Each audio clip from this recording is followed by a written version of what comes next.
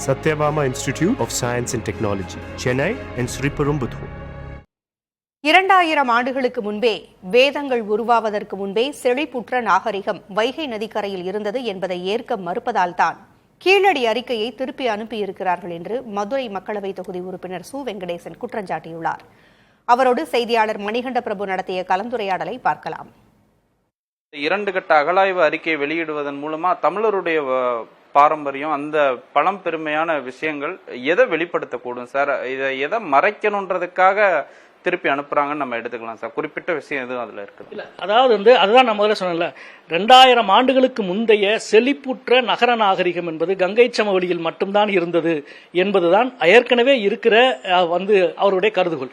அது அந்த நாகரிகம் என்பது வேதகால நாகரிகம் என்ற ஒரு இடத்துக்கு இட்டுக்கட்டி அதுதான் இந்தியாவினுடைய நாகரிகமாக அவர்கள் நிலைநிறுத்த நினைக்கிற பொழுது, அதே காலத்தில் அதே அளவு அதைவிட சிறப்பாக கூட செழிப்புற்ற ஒரு நாகரிகம் தென்னிந்தியாவிலே இருந்தது, வைகை கரையிலே இருந்தது என்பதை அனைத்து விதத்திலும் நிரூபிக்கிறது கீழடி.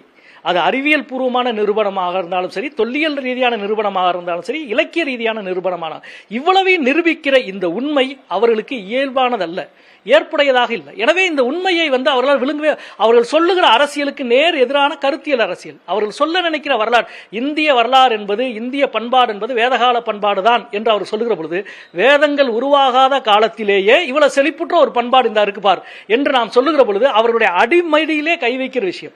அவர்கள் கட்டமைக்க நினைக்கிற ஒரு கதைக்கு நேர் எதிரான இன்னொரு வரலாற்று உரையாடல், இன்னொரு வரலாற்று உண்மை இது. எனவே தான் இது அவர்களை எந்த வகையிலும் அவர்களை தொந்தரவு செய்து கொண்டே தான், கீழடி என்ற சொல்லே அவர்களை தொந்தரவு செய்கிற விஷயம். எனவே தான் இறுதி வரை அவர்கள் முயற்சிக்கிறார்கள் என்று நான் நினைக்கிறேன். குறிப்பாக கீழடி அகழாய்வின் மூலம் இந்திய வரலாறு தென்னகத்திலிருந்து தான் தொடங்கும் என்கிற மிகப்பெரிய உண்மை வெளிப்பட்டுவிடும் என்பதால் தான் மத்திய தொல்லியல் துறை இதனை மறைக்க முயல்வதாக மதுரை நாடாளுமன்ற உறுப்பினர் சு வெங்கடேசன் கடுமையான குற்றச்சாட்டுகளை முன்வைத்திருக்கிறார். புதிய தலைமுறைக்காக ஒளிப்பதிவாளர் குணாவுடன் மணிகண்ட பிரபு. Satyabama Institute of Science and Technology, Chennai and Sriperumbudur.